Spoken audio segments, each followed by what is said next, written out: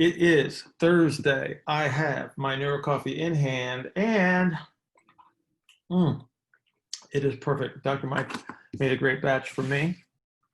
It wasn't specifically for me, but I pretend it is. You know, that's my other job too, not to get fired. So, Nikki, you don't control that. Mm-hmm. You don't control that. You can't control anyone else's behaviors or perceptions or intentions. So don't worry about that. Okay. Don't ever worry about that. Because that's not your fault, nor is it under your control. So don't worry about it. Okay. You just do you be you do you, right? To the best of your ability. You help people to the best of your ability, and then the chips fall where they may. You could be the nicest, sweetest person in the whole world. You could be the most effective coach in the whole world. And if somebody doesn't like the shirt that you have on today, maybe they hate the Golden Girls. And so then you set them off by wearing, I know. I was a big Maude fan too. Did you ever see Maude? Yeah. Yeah, so I used to watch Maude.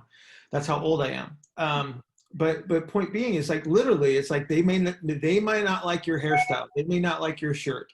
Again, it could be anything, and they don't even recognize it themselves. But for some reason, today, Nikki's not their favorite person. I don't know how that would be possible, but it is probably possible, okay? But that's not under your control. Mm-hmm. Ever. So don't worry about it. Well, speaking of belief systems, and I know we've talked about this before for sure, and we don't really control someone else's belief system, but you know, we certainly do have the potential to influence it to a degree. Right. I mean, what would be some of the ways that we would be able to more usefully influence that to where, you know, we can create some progress, or what we would perceive as progress for that person? So everybody's story is based on their perceptions, right? So nobody sees reality. They just see whatever their perceptions provide. And so what you need to do through the establishment of some level of rapport is to find out what their story is. And so we do that through subjective and questioning and et cetera, right? So we get an idea of what their thought process is. And then you start there, and then you work towards where you want to take them. So they're at point A, you're at point B, you got to close the gap. The best way to do that is to move from their story to your story. Like, so see, people walk in with structural reductionist kind of thought processes because that seems the most reasonable to most people. We have this other perspective that is much more broad in its influence. So you have to take them from there to there. And so the best way to do that is to demonstrate change. Hands down. People say, well, how do you get buy-in in a client? Be successful, right? So you find out, you know, is there a limitation that I can influence? If there is, influence it in a favorable way and get them to recognize it, okay? So I'll give you for instance. So I had a CrossFit competitor in yesterday, very high level, like top 3 in her age group, that good, right? Really good. And couldn't turn to save her life. So I had her do, like, you know, a bunch of rotation stuff that she could feel. We did the interventions, and then I had her do the retest. And right away, the big smile comes, and she goes, okay, now I get it. Because while she's doing the intervention, she's going, nobody's ever done this stuff before. Why am I doing this?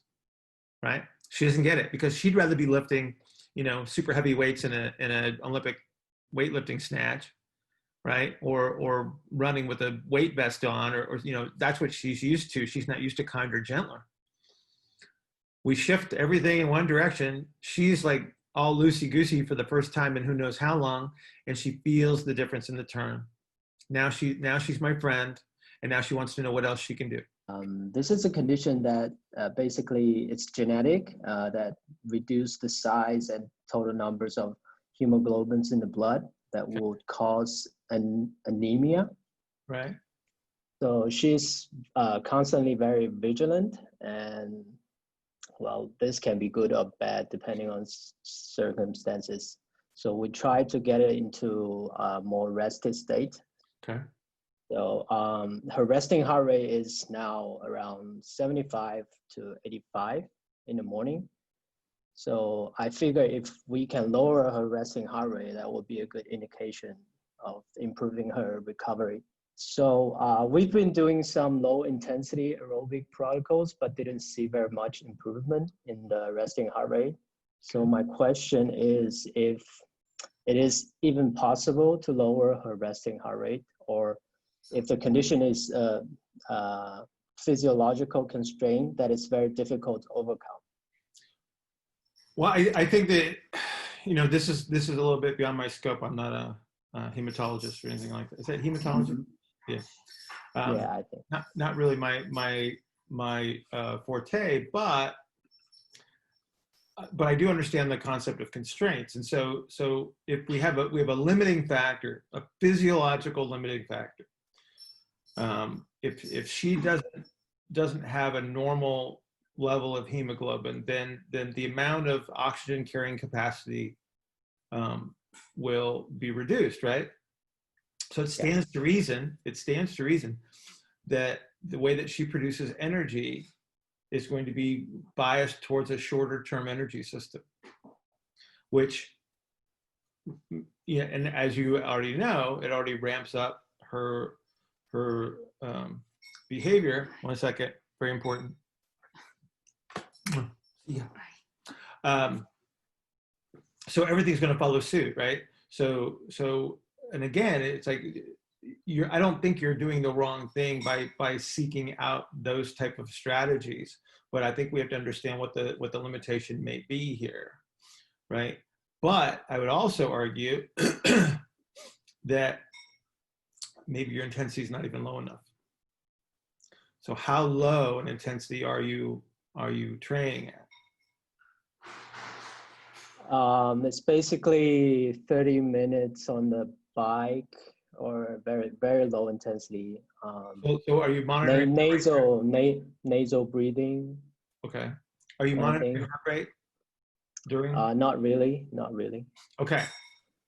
So here's what I would do. Yeah. And this is like a just to see. This is not like I have no idea what the outcome's going to be. Don't change a thing. Monitor her heart rate and see what she's performing at, so you understand where she is starting, and then I would start to manipulate that. I would also consider the duration. I don't know if 30 minutes is long enough to even create an adaptation. So I think, like I said, I think if it was me, I would probably be trying to follow the same suit that you are in regards to what you're chasing. But I think I would get a heart rate monitor, because so if you follow some of the standard recommendations, so if you read like Biru's book on training, where they sort of establish the cardiac output development level at like 120 to 150 beats per minute, that might even be too high, especially from an intensity standpoint that she would be able to maintain at whatever level of oxygenation that she has available to her, right? So again, that would be my question is where is she? Find out where she is, and then start to manipulate that and see if you can change it. But I would also start extending the durations as much as you can, because again, to make some of the changes that are promoted, I would think that you would need to do that. I don't think 30 minutes is going to cut it. And I don't think it matters so much, what activity you're using, but just involve as much muscle mass as you can, So, a bike might not be enough muscle mass. Are you doing anything else to promote the reduction in her vigilance? Meditation, things like that. Yeah, I actually suggested her with the meditation, but she didn't do it very consistently. So are you forcing her to do something she doesn't want to do? No. She wants to change it as well. Okay. So I gave her some suggestions, but she's like, I, I don't know, she's not really doing the meditation very consistently. Okay. Yeah. Well, so that could be part of an issue. Some of the movement-based practices that are kinder and gentler and calmer, you know, that skew towards like some of the simpler yoga stuff or Feldenkrais activities, or it might be useful rather. Yeah. Okay. So I think there's a lot of approaches that you can add here, but again, I think that, you know, you're up against a constraint, and so you might have to use multiple avenues to try to address this. But a big one is self-regulation.